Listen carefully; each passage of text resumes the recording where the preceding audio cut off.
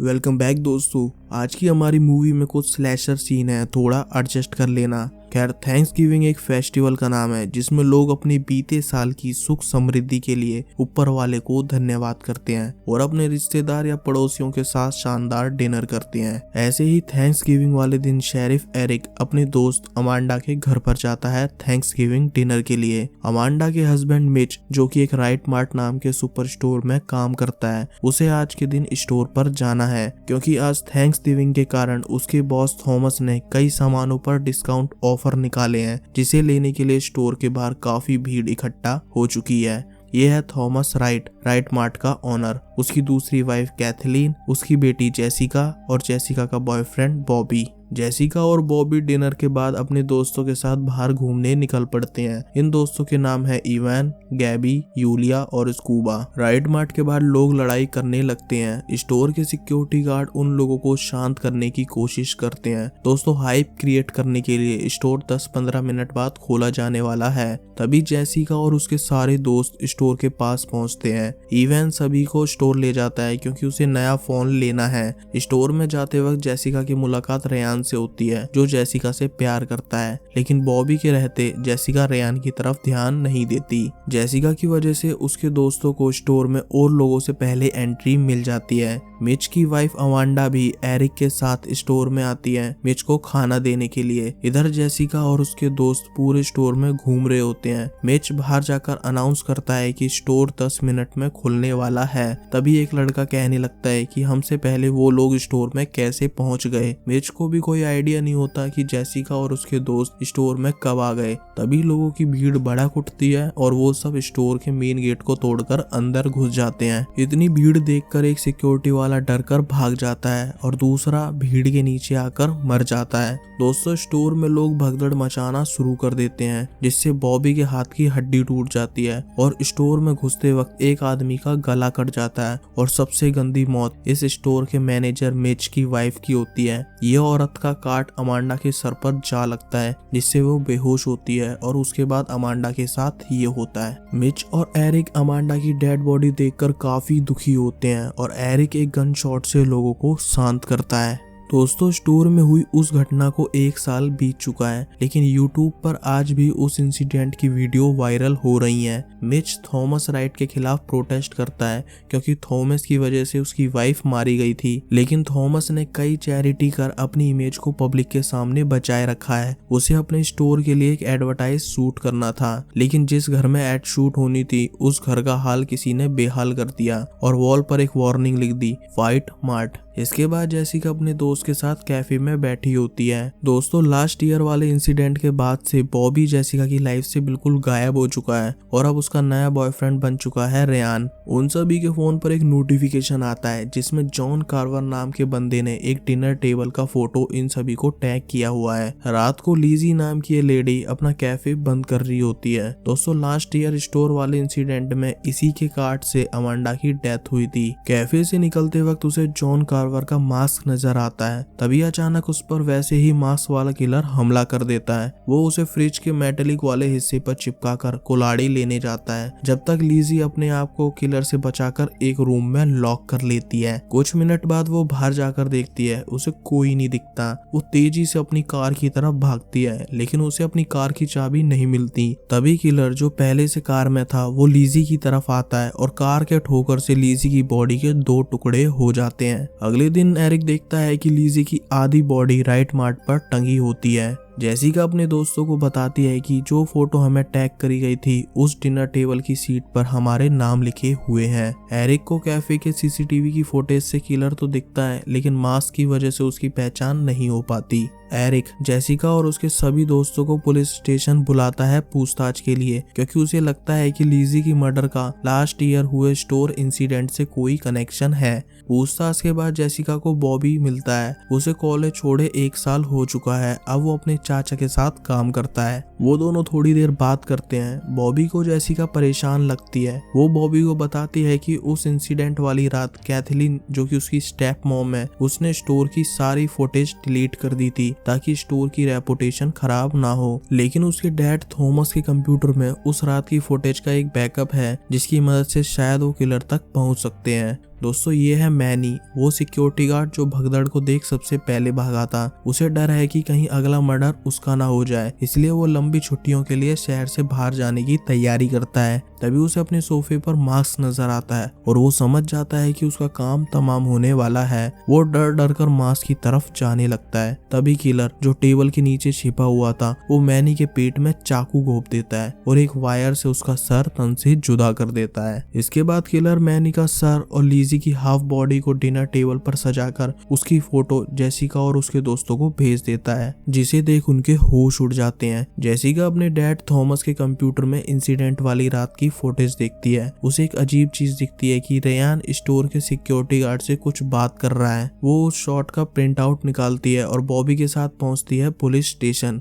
उसे शक है कि शायद रेयान का इन किलिंग्स में हाथ हो सकता है। दोस्तों ये है एमी और उसकी गर्लफ्रेंड लोनी, जिसने उस रात लोगों को उकसाया था स्टोर में जबरदस्ती घुसने के लिए। वो दोनों एक हॉल में होते हैं। तभी किलर अचानक आकर एमी का सर 180 डिग्री मोड़ देता है और लोनी जो ट्रैम्पोलिन पर जंप कर रही होती है, किलर ट्रैम्पोलिन से एक शार्प नाइफ बाहर ऊपर की तरफ निकालता है, जिस पर लोनी जंप कर देती है और मर जाती है। कॉलेज खत्म होने के बाद इवैन और गैबी को सामान लेने के लिए कॉलेज के अंदर जाते हैं। जेसिका उनका बाहर ही वेट कर रही होती है। किलर उन दोनों को किडनैप कर लेता है। इवैन और गैबी का कुछ देर वेट करने के बाद जेसिका भी कॉलेज के अंदर जाती है और दोस्तों किलर उसे भी मारने वाला होता है। फॉर्चुनेटली वो किलर से बचकर कॉलेज के बाहर आ जाती है। एरिक जेसिका से किलर के होलिये के बारे में पूछता है, लेकिन उसे भी मास्क और ब्लैक कोट के अलावा कुछ नहीं पता। उस शाम स्कूबा और जेसिका इस बंदे के पास आते हैं जो उन्हें एक गन देता है ताकि वो किलर से अपने आप को प्रोटेक्ट कर सकें। दोस्तों अगला नंबर जेसिका की दोस्त और स्कूबा की गर्लफ्रेंड यूलिया का होता है। यूलिया उन दोनों से वीडियो कॉल पर बात कर रही होती है। तभी किलर पीछे से आकर उसके कान में कुछ शार्प चीजें घुसा डालता है। दोस्तों स्कूबा और जेसिका किलर को देखकर काफी डर जाते हैं और वो तेजी से यूलिया के घर की तरफ निकल पड़ते हैं। घर में एंटर होते ही वो दोनों देखते हैं कि किलर ने यूलिया की गर्दन पर चाकू लगा रखा है। स्कूबा गन का सेफ्टी लॉक हटाना भूल जाता है। इतने में किलर यूलिया को शॉ मशीन के ऊपर गिरा देता है, जिससे यूलिया की डेथ हो जाती है, वो भी काफी दर्दनाक वाली। अब दोस्तों स्कूबा, जेसिका और उसकी फैमिली ही जिंदा बची है। थॉमस डिसाइड करता है कि वो इस साल थैंक्सगिविंग वाले दिन अपना स्टोर बंद रखेगा। इसके साथ ही एरिक के पास किलर को पकड़ने के लिए एक प्लान है कि थैंक्सगिविंग वाले दिन राइट फैमिली हर साल की तरह इस बार भी सिटी में एक परेड करेगी और 100% किलर राइट फैमिली पर अटैक करने जरूर आएगा। वही मौका होगा पुलिस के पास किलर को पकड़ने का। आज है दोस्तों थैंक्सगिविंग डे। जेसिका और उसकी फैमिली सिटी में होने वाली परेड में हिस्सा लेने के लिए तैयार है और पुलिस भी तैयार है उस किलर को पकड़ने के लिए जो पिछले कुछ दिनों से कई मर्डर्स कर चुका है। दोस्तों ये गन वाला बंदा जेसिका को एक रिंग देता है जो हमेशा से उसके लिए लकी रही है। परेड स्टार्ट होती है। पुलिस हर उस आदमी को चेक कर रही है जिसने जॉन कार्वर का मास्क पहन रखा है। तभी दोस्तों जोकर परेड में एंट्री लेता है और कुल्हाड़ी से एक आदमी की गर्दन उड़ा देता है। इसे देख वहाँ भगदड़ मचने लगती है और वो जोकर जेसिका, थॉमस, स्कूबा और कैथलीन को किडनैप कर वहाँ से ले जाता है। दोस्तों अगले सीन में हम देखते हैं कि किलर कैथलीन की बॉडी पर कुकिंग ऑयल लगा रहा है और उस पर नमक मिर्ची छिड़क रहा है। जितने में वो बड़ा ओवन स्टार्ट करने जाता है, कैथलीन उस जगह से भाग जाती है, लेकिन काफी छिपने छुपाने के बाद भी वो किलर से बच नहीं पाती। किलर उस पर अटैक कर उसे बड़े ओवन में डाल देता है, जिसके अंदर वो झुलस कर मर जाती है। पुलिस को किलर की लाइव स्ट्रीमिंग की लोकेशन मिलती है, जिसमें सभी लोग एक डिनर टेबल पर मौजूद हैं, जिनको किलर ने मारा या किडनैप करा है। पुलिस उस लोकेशन पर पहुंचती है। उन्हें वहां टनल मिलती है और जब पुलिस एग्जैक्ट स्ट्रीमिंग वाली जगह पर जाती है तो उन्हें एक बड़ी स्क्रीन नजर आती है जिसकी लाइव स्ट्रीमिंग करी जा रही है। ये किलर की चाल थी पुलिस को गुमराह करने के लिए। दोस्तों किलर कैथलीन की बॉडी को डिनर टेबल पर कैद लोगों के सामने रखता है, जिसे देखकर मेरा ही जी खराब हो जाता है। सबसे पहले किलर इवैन के सर को गंदी तरह से कुचलकर उसे मार देता है, जिसको पूरी दुनिया इंटरनेट पर लाइव देखती है। जेसिका को महसूस होता है कि उसके हाथ में जो रिंग है उस पर शार्प कोन बना हुआ है। वो उसके जरिए अपने हाथ की रस्सी काटती है और उसी रिंग के जरिए स्कूबा भी अपने आप को आजाद कर किलर पर अटैक कर देता है। किलर कुल्हाड़ी उठाता है और वो दोनों वहां से भागते हैं। स्कूबा तो किलर से बच नहीं पाता, लेकिन जेसिका फेंसिंग को क्रॉस कर किलर से बच निकलती है। जेसिका जल्दी से एक पुलिस कार के पास पहुंचती है जहाँ एरिक बेहोश जमीन पर गिरा पड़ा है। तभी जेसिका के सामने वाली बिल्डिंग में कोई चाहता नजर आता है। वो एरिक की गन लेकर उसी बिल्डिंग में जाती है और वो देखती है कि काले कोट में बॉबी खड़ा हुआ है, जिससे उसे लगता है कि किलर बॉबी ही है। तभी वहाँ एरिक भी आ जाता है। वो जेसिका को बिल्डिंग से बाहर जाने को बोलता है। कुछ देर बाद उसे 3 बार गोली चलने की आवाज आती है और एरिक बाहर निकलता है। वो जेसिका को बताता है कि बॉबी ही किलर है, मैंने उसे मारने की कोशिश करी लेकिन वो बच निकला। पुलिस उस एरिया को चारों तरफ से घेर लेती है और उन लोगों को भी सेफली बचा लिया गया है जिनको किलर ने पकड़ रखा था। दोस्तों, जेसिका का ध्यान एरिक के जूतों की तरफ पड़ता है, जिस पर मिट्टी और पौधों के कुछ पार्टिकल्स लगे हुए हैं जो उसके पैरों पर भी हैं। ये पार्टिकल्स तब लगे थे जब जेसिका किलर से बचकर भाग रही थी।